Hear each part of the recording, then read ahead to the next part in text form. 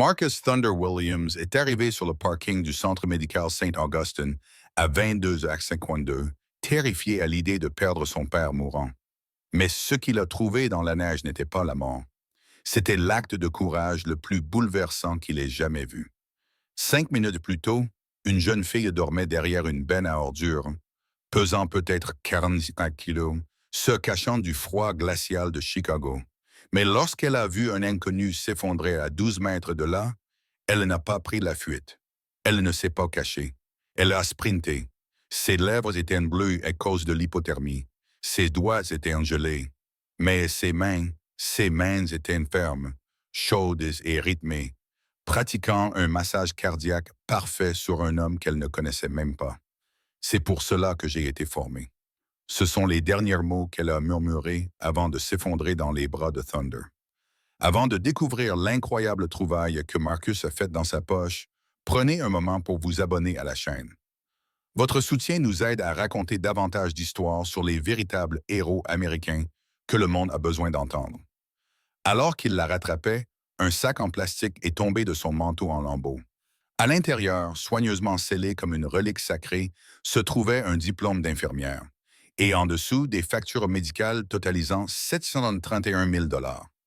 Comment un système peut-il prendre une femme formée pour sauver des vies et la laisser mourir dans un parking à cause d'un chiffre sur un tableau Excel? Ce n'est pas seulement une histoire de dette, c'est une histoire de dignité. Et c'est l'histoire de ce qui se passe lorsque 187 frères décident, pas sous nos yeux. 11 heures plus tôt, Sarah dormait dans la cage d'escalier du parking d'un hôpital, l'endroit le plus chaud qu'elle ait trouvé en 4 mois d'itinérance.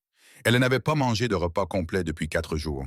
Ses manuels d'infirmière étaient scellés dans un sac étanche à côté d'elle. Elle ne pouvait se résoudre à les vendre.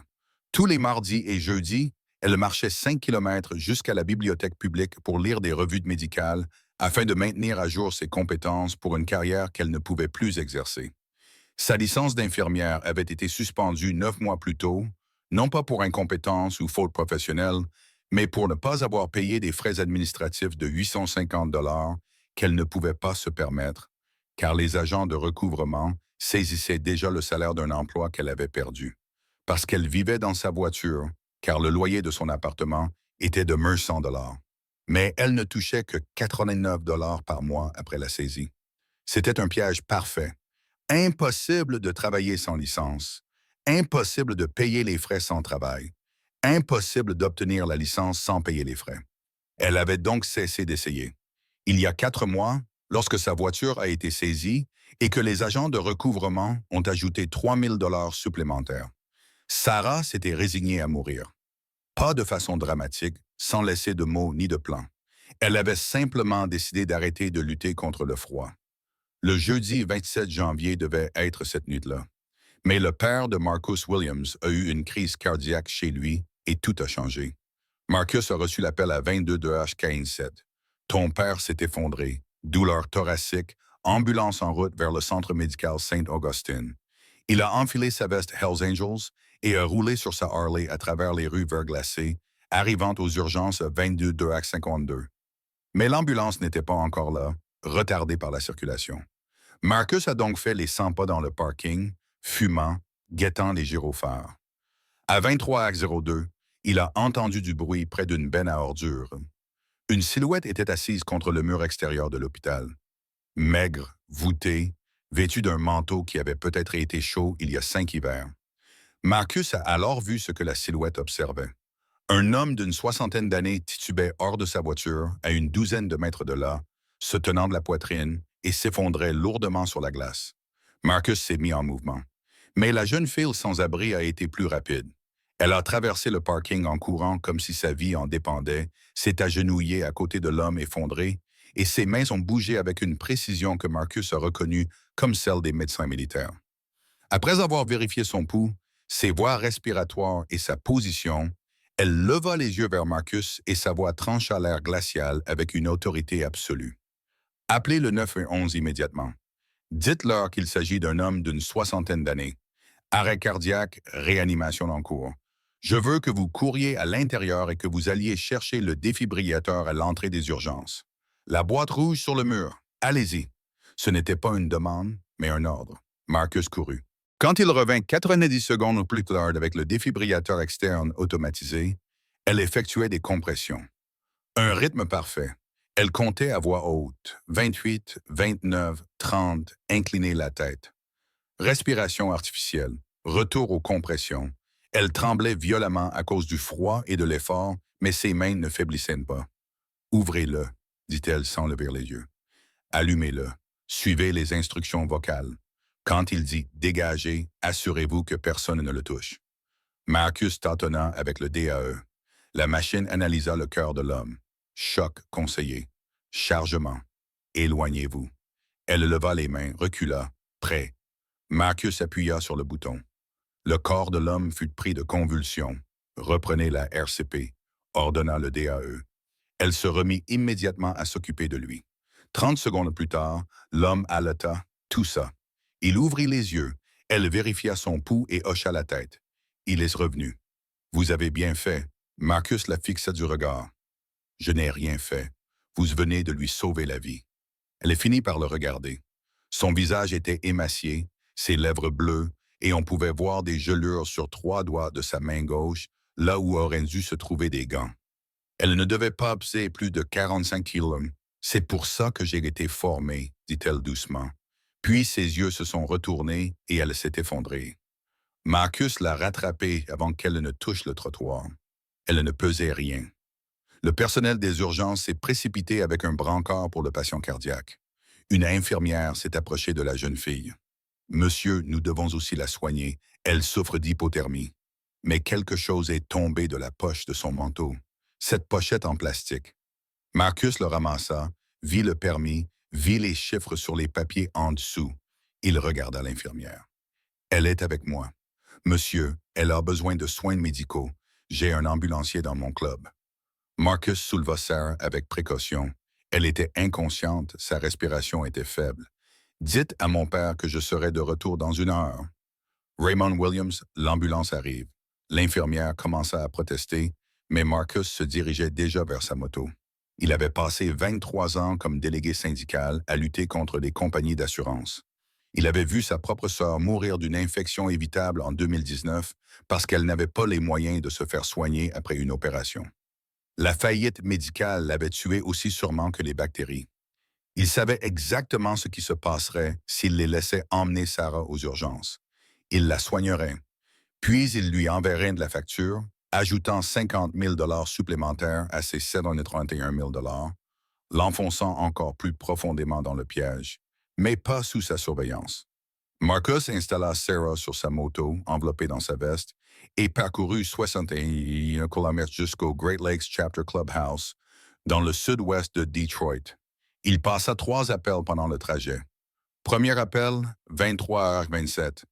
Frost, j'ai besoin de toi au Clubhouse immédiatement. Une patiente en hypothermie, une femme inconsciente, la vingtaine. Apporte tout ton équipement. Deuxième appel, 23h31. Wolf, j'ai un cas pour toi. Une enquête sur une dette médicale. Ça va te rendre malade. Troisième appel, 23h34. Thunder, le président du chapitre. On a un problème. Je convoque toute la section. Tous les frères, c'est important. À minuit, 5 motos étaient garées devant le clubhouse. À 00h30, Sarah était allongée sur un lit de camp, sous perfusion, recouverte de couvertures chauffantes, sa température corporelle remontant lentement. Frost, l'ambulancier, surveillait ses signes vitaux tandis que Wolf étalait ses documents sur une table, les lisant avec une incrédulité croissante. À 1h du matin, Wrench, le spécialiste en criminalistique financière du chapitre, était devant son ordinateur, consultant son dossier de dette avec son consentement verbal une fois qu'elle avait repris conscience. À 2h du matin, ils avaient fait une découverte qui allait tout changer. Ce n'était pas seulement la malchance d'une infirmière. C'était systématique, calculé, rentable, et cela avait un nom. Mitchell Hartwell, directeur régional d'Apex Recovery Solutions. Si vous pensez que les soins de santé doivent guérir les gens et non les détruire, commentez justice et abonnez-vous, car ce que ses frères ont découvert ensuite allait mettre à genoux une escroquerie de 47 millions de dollars. À 3h47, Sarah s'est réveillée désorientée dans une pièce qui sentait l'huile de moteur et le café. Son premier réflexe a été « Je suis désolé, Je suis vraiment désolé. Je vais partir. Je ne voulais pas m'arrêter. La voix était douce mais ferme. Marcus Williams était assis à côté de son lit de camp, toujours vêtu de son gilet Hells Angels. Vous avez sauvé la vie de mon père cette nuit. Sarah cligna des yeux, perplexe. L'homme du parking? Non, un autre homme. Marcus se pencha vers elle. Mon père a eu une crise cardiaque à la maison. L'ambulance était bloquée dans les embouteillages. Si vous n'aviez pas sauvé cet inconnu, si j'avais été à l'intérieur des urgences, paniqué, au lieu d'attendre dehors, je n'aurais pas vu arriver l'ambulance de mon père. Je n'aurais pas été là quand ils l'ont amené. Il fait une pause. Sa voix baissa. Vous m'avez donné 5 minutes avec lui avant de l'opération. Peut-être les 5 dernières minutes que j'aurai jamais. Il s'en est sorti, au fait. Ils lui ont posé des stents. Il va s'en remettre. Sarah s'est mise à pleurer. Elle ne pouvait plus s'arrêter. Après avoir tout enduré pendant des mois, la gentillesse de cet inconnu l'avait bouleversée. Marcus posa une main sur son épaule. Voici ce que nous allons faire, Sarah. Vous avez sauvé ma famille. Maintenant, mes frères vont sauver la vôtre. Nous ne réglons pas nos dettes avec de l'argent. Nous les réglons avec des actes. Il fit glisser sa licence d'infirmière diplômée d'État sur la couverture. Voilà qui vous êtes. Une infirmière, pas une dette, pas un numéro de dossier, une guérisseuse. Derrière Marcus, Sarah pouvait voir d'autres hommes dans la pièce. Ils étaient 5, tous vêtus de gilets similaires, tous la regardant avec des expressions qu'elle ne pouvait déchiffrer. Marcus se leva. « Tu te bats seul depuis 11 mois. Tu as fini de te battre seul. Va dormir.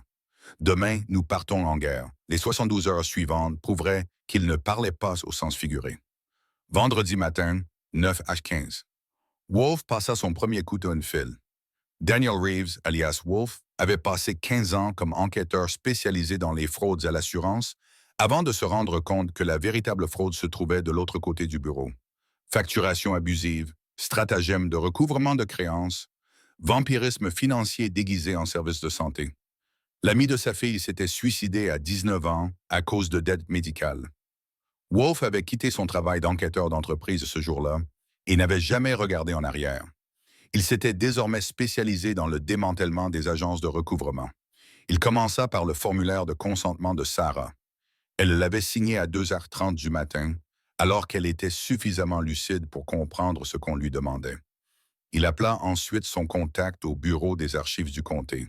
« J'ai besoin d'un dossier complet. Cas de dette médicale, jugement de recouvrement, ordonnance de saisie sur salaire. Nom, Sarah Elizabeth Monroe. Numéro de dossier, il l'a lu sur ses documents. 20 minutes plus tard, son contact l'a rappelé. « Wolf, tu ne vas pas le croire. La facture initiale de l'hôpital s'élevait à 283 000 $ et a été vendue à Apex Recovery Solutions pour 33 660 $. Cela représente 12 cents pour chaque dollar. » Wolf a demandé « Quel est le solde actuel? » 731 000 $. Apex a ajouté 340 % d'intérêt, ce qui est malheureusement légal dans l'Illinois pour les dettes médicales, ainsi que des frais de recouvrement, des frais de justice et des frais de reprise de possession.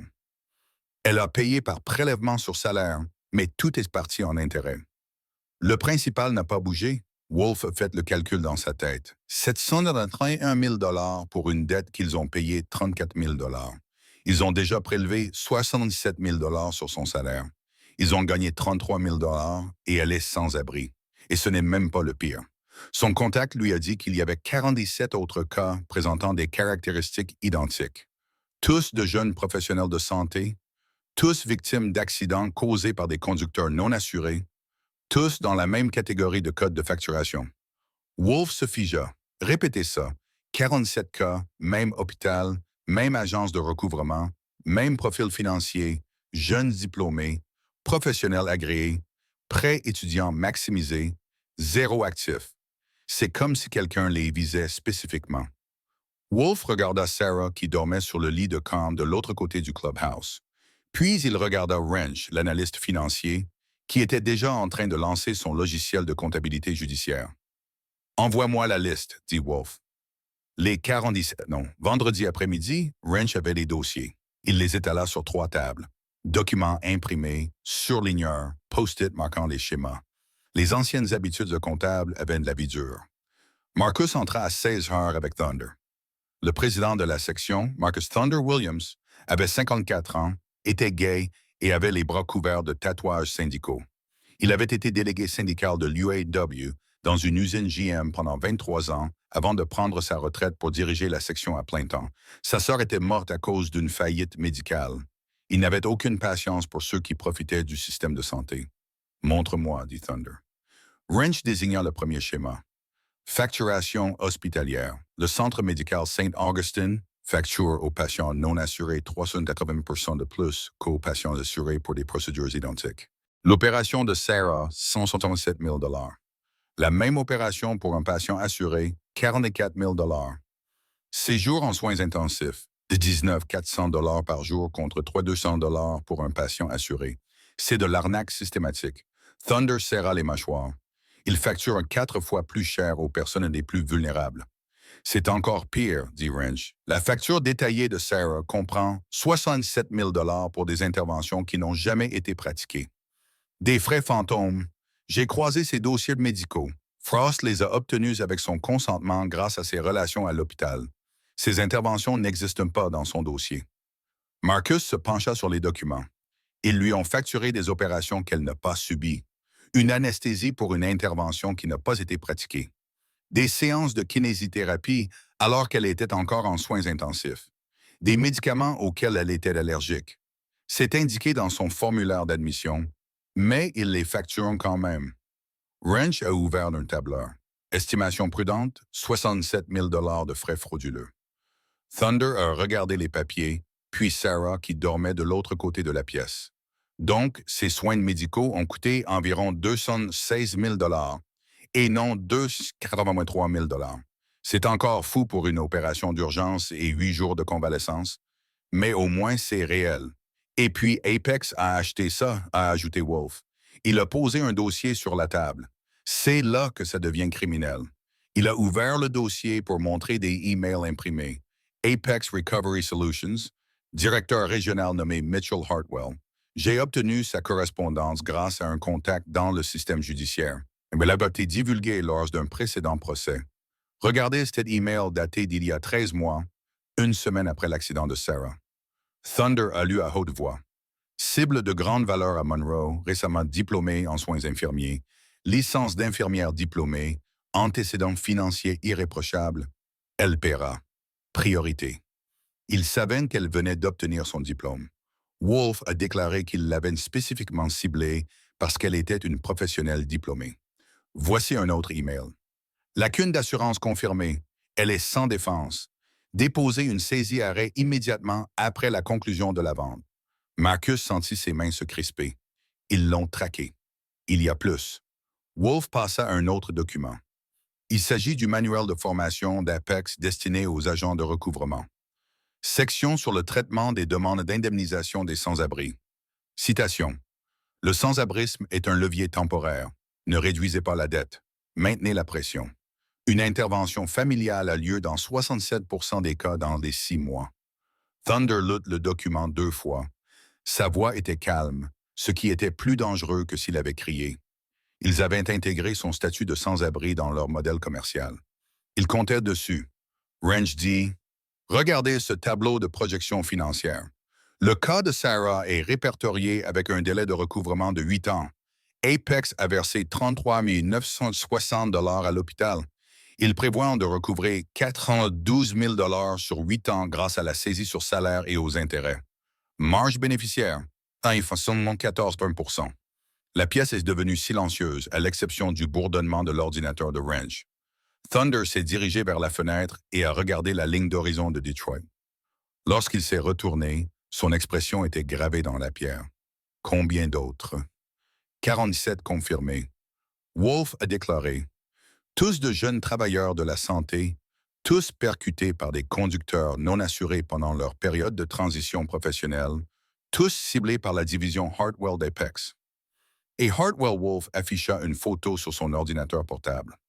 Mitchell Hartwell, 58 ans, costume coûteux, sourire de photo d'entreprise, vit dans un manoir de banlieue de 1,2 à 2 millions de dollars, conduit une Porsche Cayenne, diacre d'église, sponsor de sport pour les jeunes, gagne 340 000 de salaire de base, plus 12% de commission sur les recouvrements.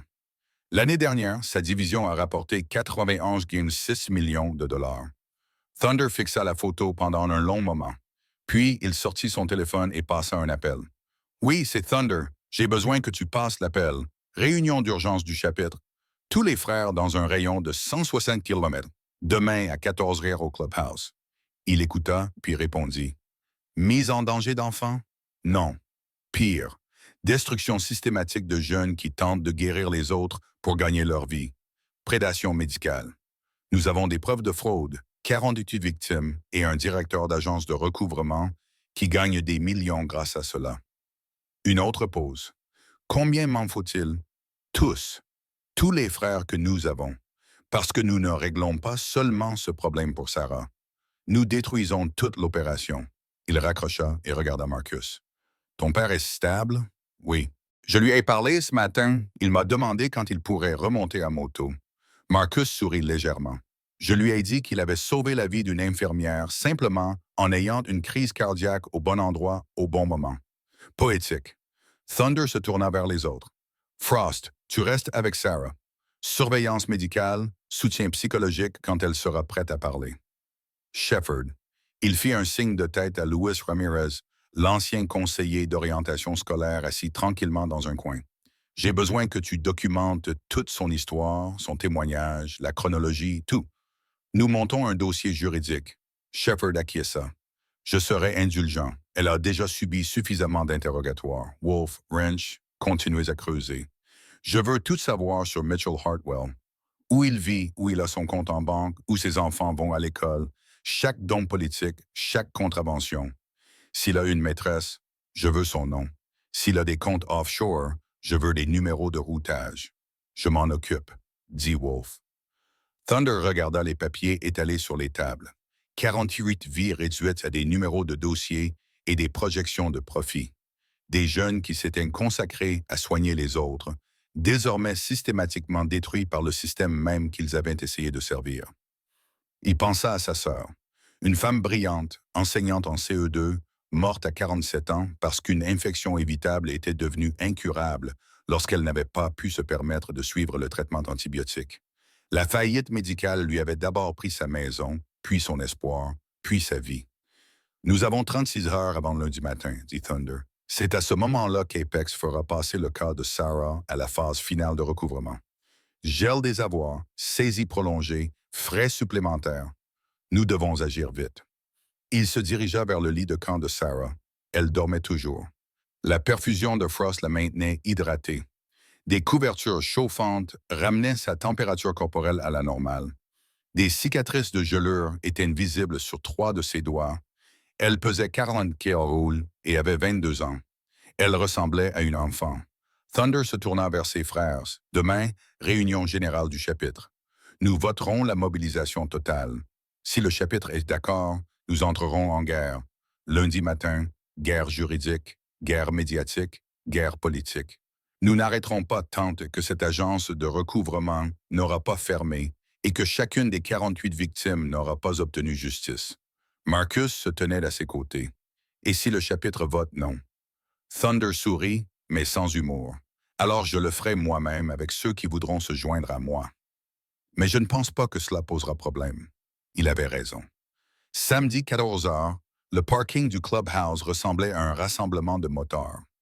187 Hells Angels du chapitre des Grands Lacs s'étaient présentés.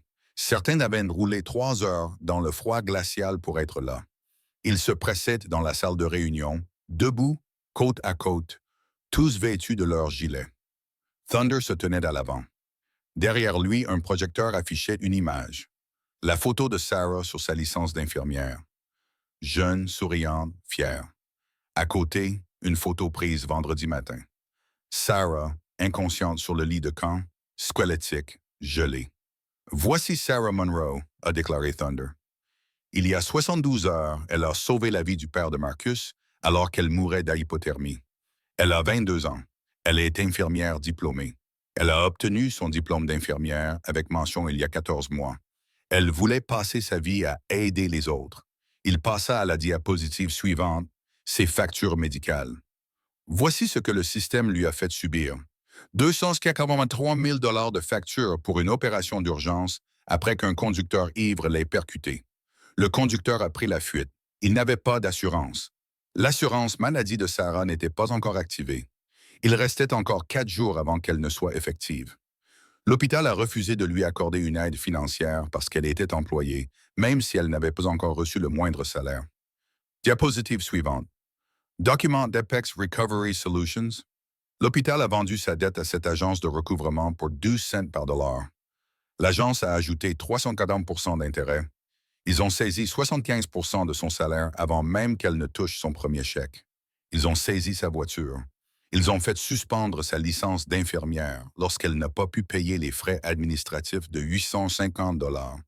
Ils l'ont conduite à l'itinérance, puis leur manuel de formation leur a dit de maintenir la pression, car sa famille finirait probablement par payer.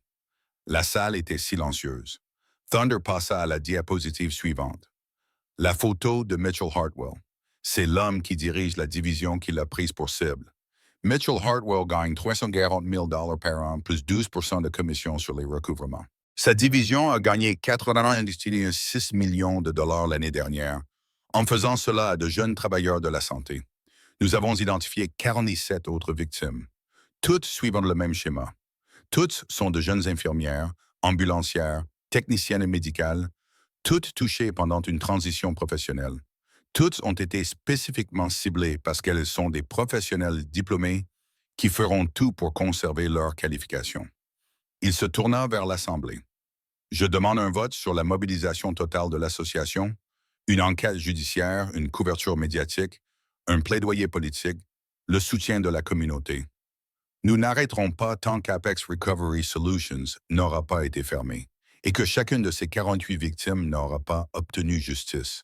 Nous parlons ici de mois de travail, de collecte de fonds, de frais juridiques, de temps passé loin de nos familles et du risque de devenir la cible d'une entreprise aux moyens financiers considérables. Il fit une pause. Mais voici ce que je sais. Sarah Monroe a sauvé la vie du père de Marcus alors qu'elle était en train de mourir. C'est une guérisseuse, et ce système tue les guérisseurs pour le profit.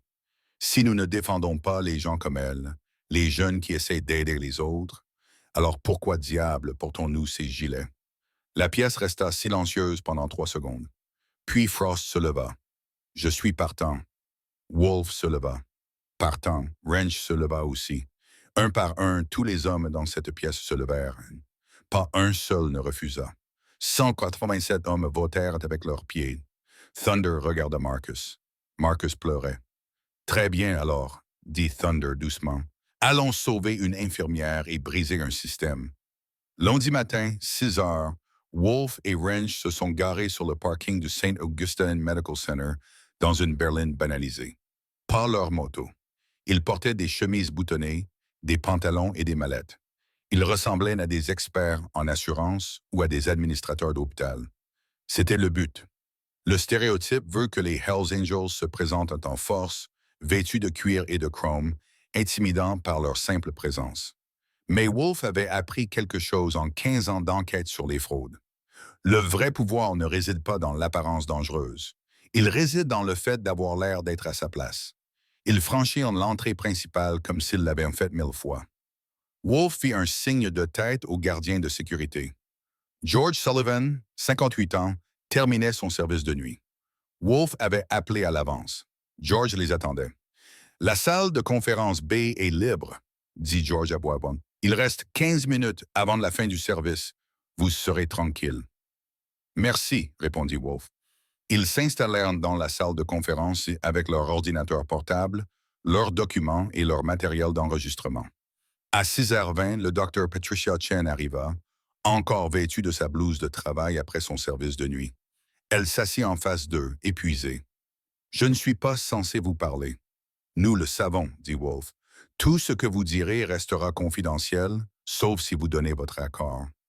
Nous ne sommes pas des journalistes. Nous ne sommes pas encore avocats. Nous essayons simplement de comprendre ce qui est arrivé à Sarah Monroe. » Patricia ferma les yeux. Je l'ai connue il y a 3 ans. Elle était étudiante infirmière, en stage dans mon service d'urgence. Elle était exceptionnelle, le genre d'infirmière qui aurait donné sa chemise pour vous aider. Elle ouvrit les yeux. Je l'ai vu vivre dans sa voiture dans le parking il y a 8 mois. Wolf ouvrit son carnet. Vous l'avez reconnue? Pas tout de suite. Elle avait tellement maigri. Mais un soir, elle est venue aux urgences, non pas en tant que patiente, mais en tant que visiteuse. Un vieil homme sans domicile fixe s'était effondré dehors. Sarah l'a amené et resté avec lui a pris sa défense. J'ai vu son nom sur le registre des visiteurs et j'ai compris. Pourquoi ne l'avez-vous pas aidé? Demanda Wrench. Sans accusation, juste par curiosité. La voix de Patricia se brisa. J'ai essayé. Je lui ai proposé de l'argent. Elle a refusé. Elle m'a dit que si je lui donnais quoi que ce soit, les agents de recouvrement le saisiraient sur décision judiciaire. Je lui ai demandé si elle avait besoin de soins médicaux. Elle m'a répondu qu'elle n'avait pas les moyens de se faire soigner ici. Cet hôpital ne ferait qu'alourdir sa dette. J'ai vu son état se détériorer tout l'hiver. Chaque fois que je la voyais, elle semblait plus mal en point. Elle a sorti son téléphone et a fait défiler des photos. J'ai pris celle-ci il y a 2 mois. J'allais signaler sa situation aux services sociaux, mais elle m'a supplié de ne pas le faire. Elle disait que cela ne ferait qu'aggraver les choses. La photo montrait Sarah endormie dans sa voiture, garée dans le coin le plus sombre du garage. Elle ressemblait à un cadavre. La dernière fois que je l'ai vue, c'était 3 nuits avant qu'elle ne s'effondre. Patricia a dit qu'elle dormait dans la salle d'attente des urgences. La sécurité l'a trouvée à 2 heures du matin, mais comme elle ne dérangeait personne, ils l'ont laissée rester jusqu'au matin. George Sullivan, a dit Wolf. Patricia a acquiescé. George a bon cœur, plus que la plupart d'entre nous. Il ne l'a jamais dénoncé parce qu'il savait ce qui se passerait. Il l'aurait bannie de la propriété et elle aurait perdu le seul endroit chaud qu'elle avait. Wolf a pris des notes. Dr. Chen, d'après votre avis médical, depuis combien de temps Sarah souffrait-elle de malnutrition lorsqu'elle s'est effondrée? Des mois, une malnutrition sévère, un IMC d'environ 15. Son corps consommait ses tissus musculaires pour survivre. Elle était peut-être à 2 semaines d'une défaillance organique. Et si Marcus Williams ne l'avait pas amenée chez son ambulancier cette nuit-là, Patricia croisa son regard. Elle serait morte. Hypothermie à ce stade, avec malnutrition, déshydratation, bronchite non traitée. Elle avait quelques heures, pas quelques jours. Wolf ferma son carnet. Seriez-vous prête à témoigner devant le tribunal ou à parler aux médias? Oui. Sans hésitation, j'ai prêté serment de protéger la vie. Cela inclut la protection des personnes contre des systèmes qui les tuent. Ils la remercièrent et elle partit pour prendre son service. À 7h30, George Sullivan est arrivé dans la salle de conférence. Il venait de pointer, mais avait accepté de rester. George était un homme imposant, à la voix douce, le genre de gardien de sécurité qui préférait désamorcer les conflits plutôt que de les aggraver. Il s'est assis lourdement, comme si le poids de ce dont il avait été témoin était physique. J'ai trouvé Sarah endormie dans la salle d'attente des urgences à 5 reprises, a-t-il déclaré, de novembre à janvier. Je ne l'ai jamais signalée parce qu'elle ne causait pas de problème. Elle s'asseyait dans un coin et lisait des revues médicales, puis s'endormait vers 2 ou 3 heures du matin, quand tout était calme. Je la réveillais avant l'arrivée de l'équipe du matin, l'accompagnais jusqu'à la porte et m'assurais qu'elle allait bien. Avez-vous interagi avec elle? Demanda Wrench. Quelquefois. Elle était polie, s'excusait. Une nuit, je lui ai acheté un café et un sandwich au distributeur automatique. Elle a essayé de refuser. Quand elle a finalement accepté, elle a pleuré. La voix de George est devenue rauque. Je lui ai demandé pourquoi elle était ici, dans cet hôpital. Elle a répondu que c'était le seul endroit où elle se sentait chez elle. Elle avait suivi sa formation ici. C'était censé être son lieu de travail. Wolf s'est penché en avant. George, avez-vous déjà vu des agents de recouvrement la harceler? L'expression de George s'assombrit à 2 reprises.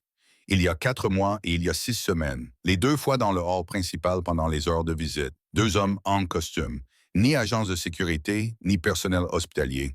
Ils l'ont coincé près du stand de café. Je n'ai pas tout entendu, mais j'en ai entendu assez. Qu'avez-vous entendu? L'un d'eux a dit, « Vous ne pouvez pas vous cacher. Nous saisirons chaque dollar que vous gagnerez pour le reste de votre vie. Vous comprenez? Chaque dollar. » Sarah tremblait. Elle a répondu quelque chose comme « Je n'ai plus rien à prendre. » Et le type a ri. Il a vraiment ri et a dit « C'est ce qu'on verra. » Wolf sentit sa mâchoire se crisper. Avez-vous signalé cela à l'administration de l'hôpital? J'ai rempli un rapport d'incident les 2 fois, indiquant que des démarcheurs non autorisés harcelaient une visiteuse. Rien ne s'est passé. J'ai fait un suivi une semaine plus tard, demandant à mon supérieur ce qu'il en était. Il m'a dit de laisser tomber. Il m'a dit que ces hommes étaient d'Apex Recovery Solutions et qu'ils avaient le droit légal de contacter les débiteurs dans les lieux publics. L'hôpital savait donc que des agents de recouvrement la traquaient dans ses locaux et n'a rien fait. George acquiesça. Pas seulement rien. La deuxième fois, j'ai vu l'un des agents de recouvrement parler à quelqu'un de l'administration de l'hôpital après coup. Une conversation amicale comme s'ils se connaissaient. Wrench et Wolf ont échangé un regard. George Wolf a dit prudemment, seriez-vous prêt à témoigner de ce que vous avez vu? Absolument. J'ai 26 ans d'expérience dans la sécurité. Je sais à quoi ressemble le harcèlement. Ce que ces hommes ont fait à cette fille. C'était prédateur et l'hôpital a laissé cela se produire sur sa propriété. Il secoua la tête. Je témoignerai. L'audi après-midi, Wolf et Wrench avaient interrogé 2 autres témoins. Dorothy Martinez, 51 ans, dirigeait le programme de coordination des bénévoles au refuge St. Mary's, à 6 pâtés de maison de l'hôpital. Elle était assise dans la salle de conférence du Clubhouse, Shepard prenant des notes pendant qu'elle parlait. Sarah était venue au refuge 9 fois entre août et janvier, dit Dorothy, mais elle n'y était restée qu'une seule fois. À chaque fois, elle s'enregistrait, regardait qui d'autre était là et donnait son lit à quelqu'un qui, selon elle, en avait plus besoin. Des mères avec des enfants, des personnes âgées. Elle disait toujours qu'elle allait bien dehors et que quelqu'un d'autre méritait la chaleur. Shepard gardait une voix douce. A-t-elle expliqué pourquoi elle était sans abri? Finalement, la 3e fois que je l'ai vue, je l'ai prise à part et lui ai posé la question directement. Elle s'est effondrée, m'a parlé de ses dettes médicales, de la saisie, de la perte de tout ce qu'elle possédait. Je lui ai dit que nous avions un poste d'infirmière bénévole à pourvoir, non rémunéré, mais qui lui permettrait d'acquérir une expérience professionnelle et de maintenir ses compétences de jour. Elle a refusé. Pourquoi? Elle avait peur que les agents de recouvrement découvrent qu'elle travaillait et viennent la chercher au refuge. Elle ne voulait pas causer des ennuis aux personnes qui aidaient les autres. C'était de sa nature. Même sans domicile et affamée, elle protégeait les autres. Dorothy a sorti un mouchoir de son sac à main et s'est essuyé les yeux. La dernière fois que je l'ai vue, c'était 3 jours avant qu'elle ne s'effondre. Elle avait l'air terrible. Je l'ai suppliée de rester au refuge cette nuit-là. Elle a refusé. Elle a dit, une mère avec un nourrisson avait plus besoin du lit. Cette mère avec le nourrisson, a dit Shepard. Vous vous souvenez de son nom? Jennifer Ortega. Elle est toujours ici, en fait, avec son bébé. Sarah avait renoncé à une nuit au refuge par Seth DeGaro pour que Jennifer puisse rester au chaud. Shepard prit note de retrouver Jennifer et de recueillir son témoignage. Le 4e témoin arriva à 16H. Amanda Foster, 24 ans, ancienne camarade de classe à l'école d'infirmière. Elle entra dans le clubhouse, nerveuse, tripotant la bandoulière de son sac à main. Amanda s'assit en face de Shepard et se mit immédiatement à pleurer. « J'aurais dû en faire plus, dit-elle. J'aurais dû l'aider. Nous avons obtenu notre diplôme ensemble. Nous avons obtenu notre licence la même semaine. Nous étions tellement excités. Nous allions changer le monde. » Shepard attendit. Sarah a obtenu le poste à St. Augustine en même temps que j'ai été embauché à Northwestern. Nous devions commencer la même semaine. Puis elle a été renversée par ce conducteur ivre. Je lui ai rendu visite à l'hôpital tous les jours pendant sa convalescence. Elle était tellement positive. Elle n'arrêtait pas de dire « Ce n'est qu'un contretemps. L'assurance couvrira les frais. Je reprendrai le travail dans 1 mois. » Amanda tordait le mouchoir dans ses mains, mais l'assurance n'a pas couvert les frais. Et je l'ai vue sombrer. Elle a d'abord perdu son appartement, puis sa voiture. Au bout de 5 mois, elle a cessé de répondre à mes appels. J'ai essayé de la retrouver, mais elle avait disparu. Quand avez-vous appris qu'elle était sans domicile? Il y a 2 mois. Je faisais un stage aux urgences à St. Augustine dans le cadre d'une formation croisée. Je l'ai vue dormir dans la salle d'attente. Je ne l'ai pas reconnue tout de suite. Elle était tellement maigre. Quand j'ai réalisé que c'était Sarah, j'ai essayé de lui parler. Elle s'est enfuie. Elle a littéralement couru hors de l'hôpital. Amanda a regardé Shepard. Je suis infirmière. J'ai prêté le même serment qu'elle et j'ai laissé mon amie devenir sans abri parce que je ne me suis pas assez battue pour l'aider. Vous êtes ici maintenant? Dit Shepard doucement. Ça compte. Elle va bien. J'ai entendu dire qu'elle s'était évanouie, que des motards. Amanda s'arrêta, regarda autour d'elle dans le clubhouse, prit conscience de l'endroit où elle se trouvait. Oh, vous êtes les motards. Shepard acquiesça. Elle se remet, elle est en sécurité, elle reçoit les soins dont elle a besoin. Amanda expira. Dieu merci. Je peux la voir? Quand elle sera prête, pour l'instant, elle est en train de digérer un traumatisme important, mais je lui dirai que vous êtes venu. Je lui dirai que vous vous souciez toujours d'elle. Amanda acquiesça, pleurant à nouveau. Le lundi soir, Wolf avait compilé une chronologie qui lui donnait la nausée. La chaîne des défaillances institutionnelles était plus longue que quiconque ne l'avait imaginé. Le centre médical Saint Augustine avait d'abord laissé tomber Sarah en lui facturant 380 % de plus que les patients assurés, en ajoutant 67 000 de procédures fantômes, en lui refusant une aide financière pour une raison technique, puis en vendant sa dette pour quelques centimes alors qu'elle croyait encore pouvoir négocier. Mais ce n'était que le premier échelon. Le deuxième échelon, le département de la réglementation financière et professionnelle de l'Illinois, qui a suspendu la licence d'infirmière de Sarah pour non-paiement de frais qui n'existait qu'en raison de sa dette. Ils avaient créé un cercle vicieux qui lui rendait impossible de s'en sortir. Le troisième échelon, les tribunaux, qui ont approuvé la saisie de 75 % du salaire et des biens de Sarah, sans se demander si quelqu'un pouvait survivre avec 89 $ par mois, alors qu'il devait 731 000 $. Le quatrième échelon, les forces de l'ordre et les services sociaux, qui ont classé Sarah comme une sans-abri volontaire plutôt que comme une victime de fraude financière, la rendant inéligible au programme d'aide d'urgence. Et le dernier échelon, celui qui a fait trembler les mains de Wolf lorsqu'il l'a découvert.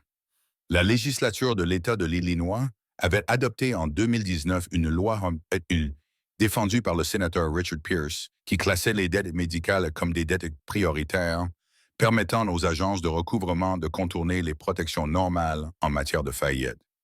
Wall a consulté les registres financiers de la campagne du sénateur Pierce. Le principal donateur pour le cycle électoral de 2019 était Apex Recovery Solutions. Le montant, 47 000 $. Mitchell Hartwell avait personnellement fait don de 28 000 $ aux législateurs qui s'opposaient à la réforme de la dette médicale. Il avait contribué à rédiger la loi qui avait détruit Sarah. Wall a imprimé le document et l'a apporté au bureau de Thunder. Thunder l'a lu 2 fois, puis il a pris son téléphone. Oui, c'est Thunder. Connectez-moi au bureau du sénateur Pierce. Dites-leur que Marcus Williams, de l'UAW, appelle au sujet de la législation sur les dettes médicales. Je suis sûr que le sénateur voudra parler. Pendant que Thunder passait des appels à des politiciens, Wolf et Wrench se concentraient sur Mitchell Hartwell. Ils l'ont trouvé mardi matin à 8h30, alors qu'il se garait dans le parking du siège social d'Apex Recovery Solutions, dans une Porsche Cayenne. Il portait un costume coûteux, tenait une maillette en cuir et sifflait en marchant vers l'entrée. Wolf et Wrench ne l'ont pas approché. Pas encore. Ils l'ont observé. Ils ont pris des notes. Ils l'ont suivi jusqu'à un restaurant haut de gamme où il a déjeuné avec 2 administrateurs d'hôpital. Ils l'ont photographié en train de payer avec une carte de crédit professionnelle, riant devant des steaks à 80 $ alors que Sarah se remettait encore de sa malnutrition au clubhouse. Ils le suivirent chez lui ce soir-là, dans sa maison de 1,2 million de dollars située dans une communauté fermée. Une femme, 2 enfants, un golden retriever. Les enfants jouaient au basket dans l'allée. Hartwell les serra tous les 2 dans ses bras et leur ébouriffa les cheveux. L'image même du père de famille de banlieue. Wrench regarda Wolf. C'est là qu'il rentre tous les soirs. Oui, pendant que Sarah dort de tâche dans les cages d'escalier. Oui, comment des gens comme lui peuvent-ils dormir? Wolf se posait cette question depuis 15 ans. Il n'avait toujours pas trouvé de réponse. Mercredi matin, le piège s'est refermé. Thunder avait passé 2 jours à coordonner ses efforts avec une équipe d'avocats bénévoles de Chicago. Ils avaient déposé une injonction d'urgence empêchant Apex de poursuivre ses activités de recouvrement sur le compte de Sarah en attendant les résultats de l'enquête sur la facturation frauduleuse. Ils avaient demandé à consulter les emails et les dossiers financiers de Mitchell Hartwell. Ils avaient contacté le bureau du procureur général de l'Illinois avec des preuves de pratiques prédatrices systématiques. Mais Thunder voulait plus qu'une action en justice. Il voulait que Mitchell Hartwell comprenne ce qu'il avait fait. Mercredi, 7h45. Hartwell se gara sur sa place de parking réservée au siège d'Apex. Le parking était vide, à l'exception d'un seul véhicule, une moto. Thunder était assis sur sa Harley, les bras croisés, attendant. Hartwell s'est arrêté de marcher. La reconnaissance a traversé son visage. Son équipe juridique l'avait averti que les Hells Angels enquêtaient sur l'affaire Sarah Monroe. Il a sorti son téléphone. « Allez-y » a crié Thunder. « Appelez la sécurité. Appelez la police. Je ne suis pas ici pour vous menacer. Je suis venu pour discuter. » Hartwell hésita, puis rangea son téléphone. Un mélange de curiosité et d'ego le poussa à s'approcher. « Vous êtes le moteur de l'affaire Williams, » dit Hartwell. « Marcus Williams. Sarah a sauvé la vie de mon père. Vous avez essayé de détruire la sienne. Je ne détruis personne. Je recouvre des dettes légales conformément à la loi de l'Illinois. Si votre amie ne voulait pas avoir de dettes, elle n'aurait pas dû aller à l'hôpital. » Thunder sentit quelque chose de froid s'installer dans sa poitrine. Elle a été renversée par un conducteur ivre. Elle a subi une opération d'urgence. Elle n'avait pas le choix.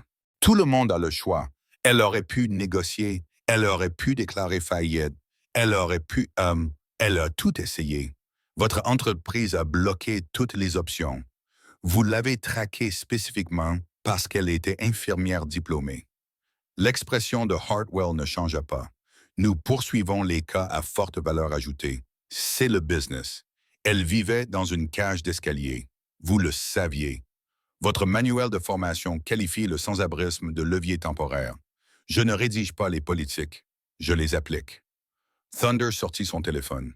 Il montra à Hartwell une photo de Sarah prise vendredi matin. Squelettique, gelée, inconsciente. Voilà à quoi ressemblent vos politiques. Hartwell jeta un coup d'œil à la photo, puis détourna le regard. Je suis désolé qu'elle ait pris de mauvaises décisions financières. De mauvaises décisions financières. Thunder répéta lentement ces mots. Elle avait 22 ans. Elle a été renversée par un conducteur ivre non assuré. Elle a essayé de payer. Vous avez saisi 75% de son salaire, puis vous lui avez fait suspendre son permis afin qu'elle ne puisse plus travailler. Vous avez créé un piège dont elle ne pouvait s'échapper. Si elle ne pouvait pas payer, elle n'aurait pas dû accepter de soins médicaux. Thunder le fixa du regard. C'est alors qu'il comprit que Mitchell Hartwell n'était pas mauvais comme le sont les méchants dans les films. Il ne ricanait pas et n'était pas sadique. Il était pire. Il était indifférent. Il avait calculé la souffrance de Sarah en marge bénéficiaire et était passé à autre chose. « Vous êtes fini », dit Thunder calmement. « Le procureur général a vos emails. Les médias ont l'histoire de Sarah. La législature de l'État ouvre des audiences sur la réforme de la dette médicale. Votre entreprise va faire l'objet d'une enquête, être condamnée à une amende, probablement fermée. Et vous, personnellement, je suppose que vous serez à la recherche d'un nouvel emploi d'ici le mois prochain. » La confiance de Hartwell vacilla. Vous ne pouvez pas prouver l'intention. Nous n'avons pas à le faire. Les preuves documentaires démontrent que le système est conçu pour détruire les personnes vulnérables à des fins lucratives. L'intention n'a pas d'importance lorsque le résultat est aussi constant. Thunder démarra sa moto. Dites à vos avocats que nous les verrons au tribunal. Dites à vos actionnaires que leur modèle de profit vient de s'effondrer. Et dites-vous, lorsque vous rentrerez chez vous ce soir dans votre maison de 1,2 million de dollars, qu'il y a quelque part une jeune fille de 22 ans qui a failli mourir d'hypothermie parce que vous aviez besoin d'une commission plus importante. Thunder est parti. Cet après-midi-là, toute la section s'est mobilisée. 187 motos se sont rendues au Capitole de l'État de l'Illinois à 14 heures mercredi. Elles n'ont pas fait vrombir leur moteur. Elles n'ont pas crié. Elles se sont garées dans formation parfaite, ont démonté en silence et sont entrées dans le bâtiment, important leur gilet. Les législateurs les ont remarqués. Ils se sont tenus debout dans la tribune pendant une audience de la Commission sur la réforme des soins de santé. Ils n'ont pas parlé. Ils n'en avaient pas besoin. Leur présence disait tout. Nous vous observons. Nous représentons les personnes que vous avez laissées tomber et nous ne partirons pas. Le sénateur Richard Pierce, celui qui avait reçu 47 000 $ d'Apex, a tenté d'ajourner la réunion plus tôt. Le président de la commission a refusé. Ces citoyens ont le droit d'observer leur gouvernement. Ce soir-là, Thunder est retourné au clubhouse. Sarah était réveillée, assise en train de manger la soupe que Shepard avait préparée. Elle avait pris 2 kilos, elle avait meilleure mine. Frost a dit que ses signes vitaux étaient instables. Thunder s'est assis à côté d'elle. Nous avons une audience vendredi matin, une injonction d'urgence pour geler votre dette pendant que nous enquêtons sur la fraude. Nous avons 4 témoins. Nous avons des preuves documentaires montrant qu'Apex vous a spécifiquement ciblé. Nous avons des factures d'hôpital montrant des frais fantômes. Sarah le regarda. Qu'est-ce que cela signifie? Cela signifie que vous ne vous battez plus seul. Cela signifie que nous allons faire tomber les personnes qui vous ont fait cela. Elle resta silencieuse pendant un long moment. Puis elle le demanda. Et les autres? Les 47 autres personnes? Thunder sourit. Nous allons nous occuper de tout. 48 victimes, recours collectif, enquête du procureur général, réforme législative. Nous ne nous contentons pas de vous sauver, Sarah. Nous réparons le système qui vous a brisé. Elle se remit à pleurer, mais cette fois, ce n'était pas de désespoir. C'était d'espoir. Vendredi, 9 heures, tribunal du comté de Cook. La juge Maria Castellanos préside l'audience. Sarah était assise à la table des plaignants entre 2 avocats bénévoles, vêtus de vêtements qui lui allaient bien, donnés par la femme de Shepard, nettoyés et repassés. Elle semblait toujours fragile, mais elle était présente, consciente, combative. De l'autre côté de l'allée, Mitchell Hartwell était assis avec 3 avocats d'entreprise vêtus de costumes à 2000 $. Derrière Sarah, la tribune était remplie de Hells Angels. Ils avaient laissé leur gilet au clubhouse, sur ordre de Thunder. Nous nous présentons aujourd'hui en tant que citoyens concernés. Laissons les preuves parler, mais tout le monde dans cette salle d'audience savait qui ils étaient. Le juge Castellanos examina la demande d'injonction d'urgence. Madame Monroe, j'ai lu le dossier. La Cour a également reçu des preuves du bureau du procureur général de l'Illinois concernant les pratiques d'Apex Recovery Solutions. Avant de rendre ma décision, j'aimerais vous entendre directement. Pouvez-vous me raconter avec vos propres mots ce qui s'est passé? Les mains de Sarah tremblaient. Shepard avait passé 3 jours à l'aider à préparer son témoignage, mais se retrouver dans une salle d'audience face à ses créanciers était bien différent de s'entraîner dans le clubhouse. Elle jeta un coup d'œil à Thunder. Il hocha la tête une fois. Sarah prit d'une inspiration et commença. Il y a 14 mois, j'ai obtenu mon diplôme d'infirmière avec mention. J'ai obtenu ma licence d'infirmière diplômée. J'ai été embauché au St. Augustine Medical Center. Je devais commencer à travailler le lundi 17 octobre. Mon assurance maladie devait entrer en vigueur ce jour-là. Sa voix s'est stabilisée au fur et à mesure qu'elle parlait.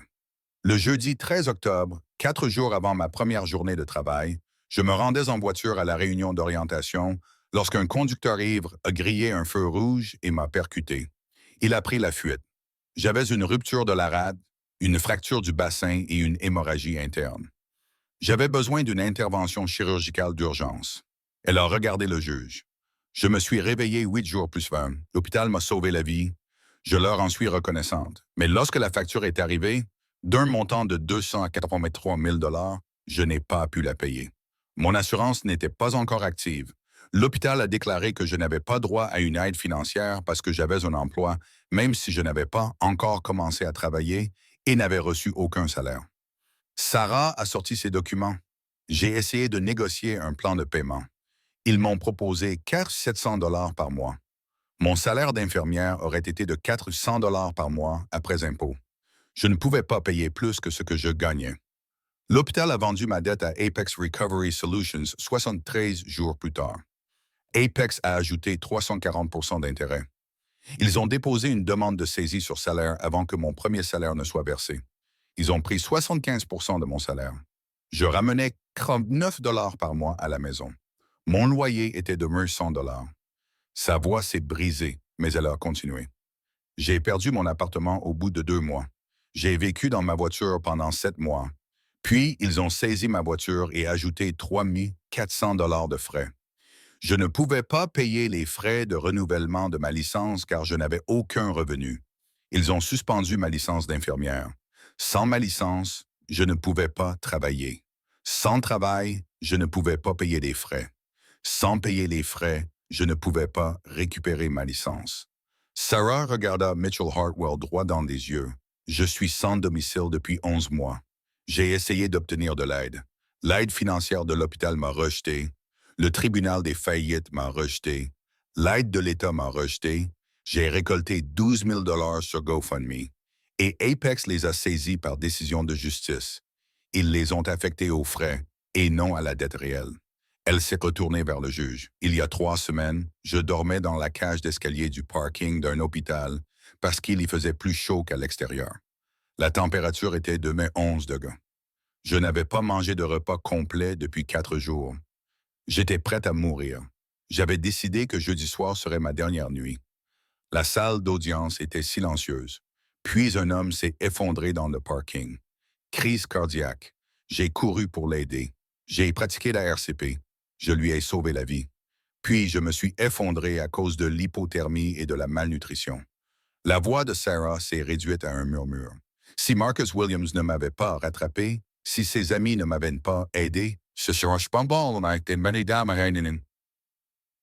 serais morte cette nuit-là dans le même parking où j'avais sauvé la vie d'un inconnu. Le juge Castellanos a regardé Hartwell. Monsieur Hartwell, avez-vous une réponse?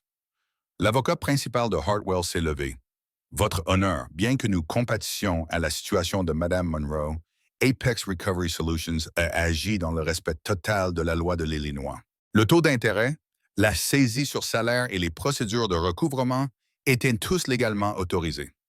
Nous avons acheté une dette légitime à un hôpital et avons suivi les pratiques de recouvrement standard. Les pratiques standards, a répété le juge. Elle a regardé un autre document. Je lis ici un courriel envoyé par M. Hartwell à son équipe de recouvrement 1 semaine après l'accident de Mme Monroe. Je cite. Diplômée récente en soins infirmiers, licence d'infirmière, crédit irréprochable. Elle paiera. Priorité. Monsieur Hartwell, avez-vous écrit ce courriel? L'avocat de Hartwell a commencé à répondre, mais la juge l'a interrompu. Je pose la question directement à Monsieur Sister Hartwell. Hartwell s'est levé lentement. Oui, votre honneur, cet email reflète notre évaluation de la recouvrabilité du dossier. Vous l'avez ciblée spécifiquement parce qu'elle était une professionnelle diplômée. Nous donnons la priorité aux dossiers qui ont plus de chances d'être payés. C'est une pratique commerciale courante. Le juge Castellanos a lu un autre document. Voici un autre email. Lacune d'assurance confirmée. Elle n'a pas de défense. Saisissez immédiatement son salaire dès la conclusion de la vente. Vous saviez qu'elle n'avait pas d'assurance lorsque vous avez racheté sa dette. Cette information figurait dans le dossier que nous avons acheté à l'hôpital. Oui. Et vous avez procédé à la saisie de 75% de son salaire, tout en sachant que cela lui rendrait impossible de payer son logement. Hartwell a hésité. Le taux de saisie est fixé par la loi de l'Illinois, votre honneur, mais la décision de procéder à une saisie maximale était la vôtre. Le juge a posé les documents. J'ai examiné les preuves présentées par le bureau du procureur général. 48 cas présentant des schémas identiques. De jeunes travailleurs de la santé, tous percutés par des conducteurs non assurés lors de transitions professionnelles. Tous pris pour cible par votre division, tous conduits à la ruine financière. Ce n'est pas une pratique de recouvrement standard, M. Hartwell. Il s'agit d'une prédation systématique. Elle se tourna vers Sarah. Mademoiselle Monroe, l'injonction d'urgence est accordée. Toutes les activités de recouvrement sur votre compte sont gelées en attendant la fin de l'enquête pour fraude. Apex Recovery Solutions n'a pas le droit de vous contacter ni de saisir vos futurs salaires. Sarah expira le souffle qu'elle retenait depuis 11 mois. De plus, le juge Castellanos poursuivit. J'ordonne à Apex de fournir au tribunal les dossiers complets des 48 cas identifiés par le procureur général dans un délai de 10 jours ouvrables. Si les allégations de fraude sont fondées, ce tribunal envisagera des sanctions, notamment l'annulation de la dette et des dommages-intérêts punitifs. Elle regarda Hartwell. Monsieur Hartwell, vous devriez peut-être consulter votre équipe juridique au sujet de votre responsabilité personnelle dans cette affaire. L'audience est levée. Sarah sortit du tribunal avec Thunder d'un côté et Marcus de l'autre. Le soleil de janvier était brillant, froid, pur. Elle s'arrêta sur les marches, ferma les yeux et le sentit sur son visage. « Ce n'est pas fini, » dit Thunder doucement. « Ce n'est qu'une injonction. Il reste encore l'enquête complète, le recours collectif, les audiences législatives. » Je sais. Sarah ouvrit les yeux, mais pour la première fois en 11 mois, ils ne peuvent plus me faire de mal. C'est suffisant pour aujourd'hui. Au cours des 8 semaines suivantes, la vie de Sarah se reconstitua pièce par pièce. Le logement fut la première priorité. Diesel, le pompier qui avait coordonné l'intervention rapide de la section, connaissait un propriétaire à Detroit qui lui devait une faveur. Un studio, 650 par mois. Le premier mois gratuit, propre, sûr, chauffé. Sarah entra dans cet appartement vide un mardi après-midi. Juste elle, un sac de couchage et une boîte de vêtements donnés. Elle s'assit par terre et pleura pendant 20 minutes. Puis elle a appelé Shepard. « J'ai un chez moi », a-t-elle dit. J'avais oublié ce que ça faisait. Shepard est arrivé 1 heure plus tard avec des meubles provenant du clubhouse. Un cadre de lit, un petit canapé, de la vaisselle, une cafetière. Wolf et Wrench sont arrivés avec des provisions. Frost a apporté une trousse de premiers secours, des vitamines, des compléments protéinés. « Tu vas manger 3 repas par jour », a dit Frost en rangeant la nourriture dans son réfrigérateur. Ordre du médecin. Vint ensuite les soins médicaux. Frost utilisa ses relations dans les services médicaux d'urgence pour faire admettre Sarah dans une clinique spécialisée dans le traitement des patients non assurés. De vrais rendez-vous, des analyses de sang, un contrôle dentaire, une thérapeute qui comprenait les traumatismes. La thérapeute s'appelait Dr. Yolanda Pierce. Elle s'assit en face de Sarah lors de leur première séance et lui posa une question. « De quoi avez-vous besoin pour vous sentir en sécurité? » Sarah réfléchit longuement. « J'ai besoin de savoir qu'ils ne peuvent pas m'enlever ça. L'appartement, la nourriture, le calme. J'ai besoin de savoir que j'ai le droit d'exister sans avoir à m'excuser pour cela. » « C'est le cas, » a répondu le Dr. Pierce, « et nous allons travailler pour vous aider à y croire. » Les séances de thérapie avaient lieu 2 fois par semaine. Shepard conduisait Sarah à tous ses rendez-vous, l'attendait dans le hall d'entrée, puis la ramenait chez elle. Jamais envahissant, juste présent. La protection juridique est venue grâce à l'enquête du procureur général. À la mi-mars, les preuves étaient accablantes. Apex Recovery Solutions avait systématiquement ciblé 217 jeunes travailleurs de la santé dans tout l'Illinois, et pas seulement les 48 qu'ils avaient initialement identifiés. La société avait racheté les dettes médicales des hôpitaux pour quelques centimes, puis détruit des vies pour en tirer le maximum de profit. Le procureur général de l'Illinois a engagé des poursuites pénales contre Mitchell Hartwell et 3 autres dirigeants d'Apex. Fraude, racket, complot en vue de commettre une exploitation financière, sanctions civiles, 12 studios, 8 millions de dollars d'amende, restitution obligatoire à toutes les victimes. Hartwell a été licencié par le conseil d'administration d'Apex le 22 mars. En avril, il avait perdu sa maison, sa Porsche, son adhésion au Country Club. Sa femme a demandé le divorce. Son profil LinkedIn avait été supprimé.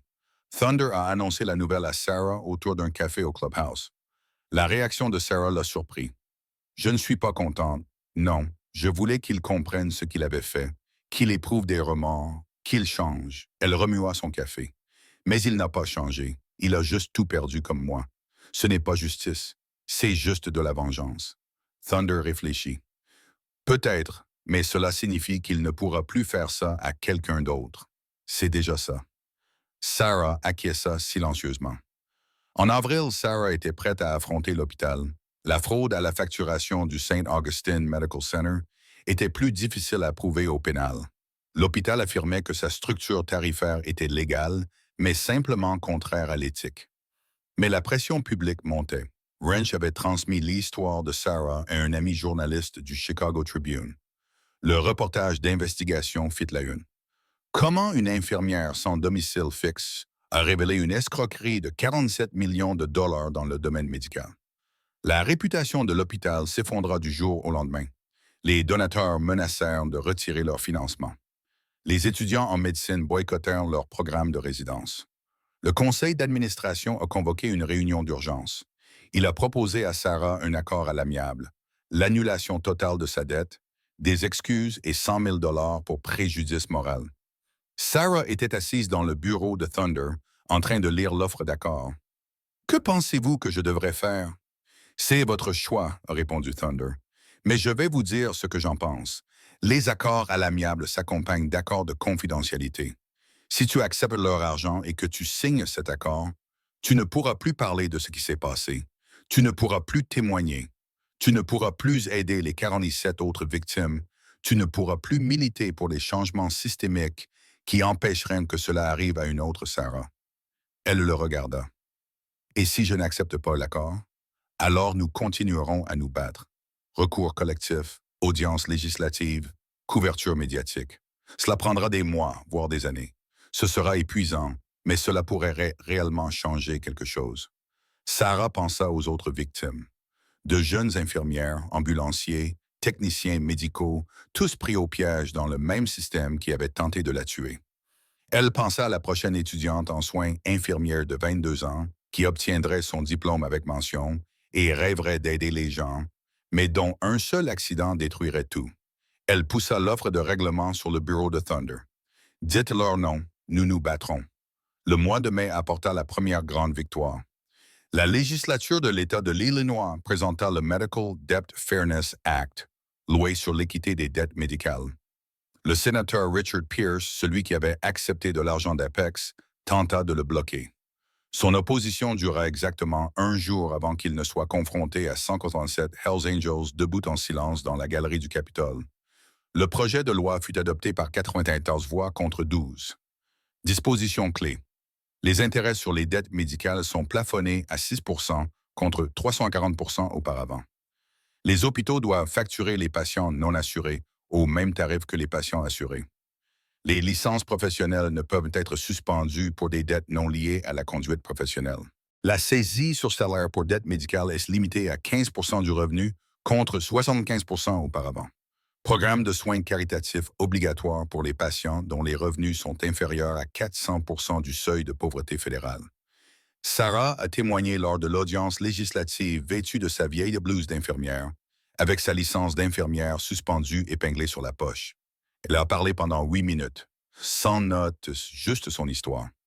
Je suis devenue infirmière parce que je voulais soigner les gens, a-t-elle déclaré aux législateurs réunis.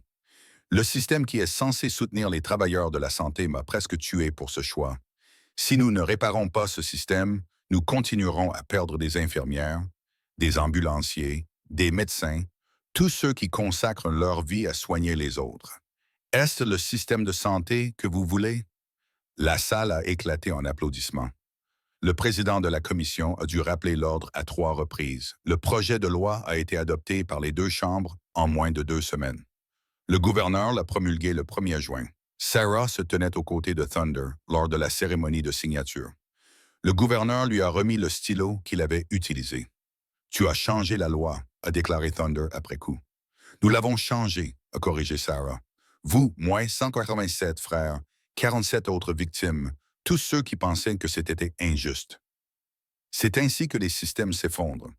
10 mois plus tard, Sarah Monroe a franchi les portes automatiques du service des urgences du Detroit Medical Center à 6h52 du matin pour prendre son service.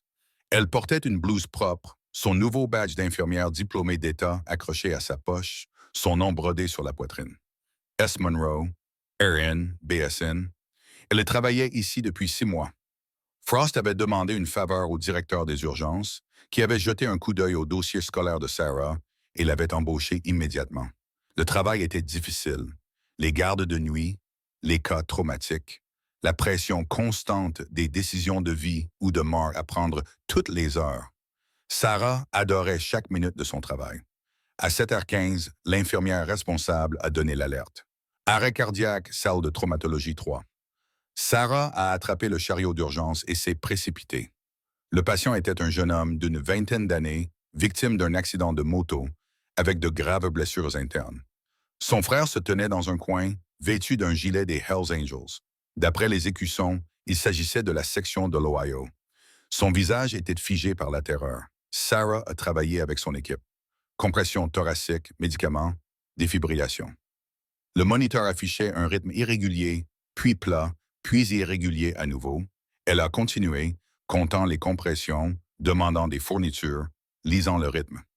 Le bip mécanique du moniteur cardiaque était chaotique.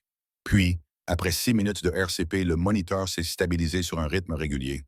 Bip, bip, bip. Régulier. Fort, vivant. « Nous avons un pouls », a annoncé le médecin traitant. Sarah recula, haletante, les mains tremblantes à cause de l'adrénaline.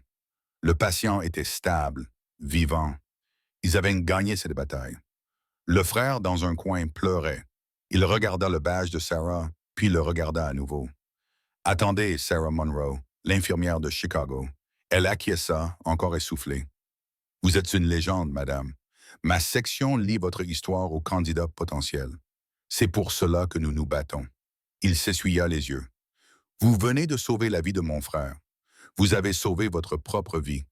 Vous avez sauvé tout un système. Comment faites-vous? Sarah regarda le patient, désormais stable, qui se préparait pour l'opération. Elle repensa à ce parking gelé 11 mois plus tôt, la nuit où elle avait décidé de se laisser emporter par le froid. L'inconnu dont elle avait sauvé la vie avec ses dernières forces, Marcus qui l'avait rattrapé lorsqu'elle était tombée. « Je ne le fais pas seul, dit-elle. Aucun d'entre nous ne le fait seul. Nous nous battons tous. Certains d'entre nous portent simplement une blouse au lieu d'un blouson en cuir. » Le frère sourit à travers ses larmes. « Nous faisons tous partie de la même armée. » Oui, Sarah répondit, « C'est vrai. » La loi sur l'équité en matière de dette médicale fut adoptée. Mitchell Hartwell perdit tout. 8,3 millions de dollars furent restitués aux victimes. Voilà pour les gros titres. Mais la véritable fin de cette histoire s'est déroulée discrètement 3 mois plus tard, dans un appartement chaleureux de Detroit. Marcus a rendu visite à Sarah et a trouvé quelque chose posé sur le comptoir de sa cuisine.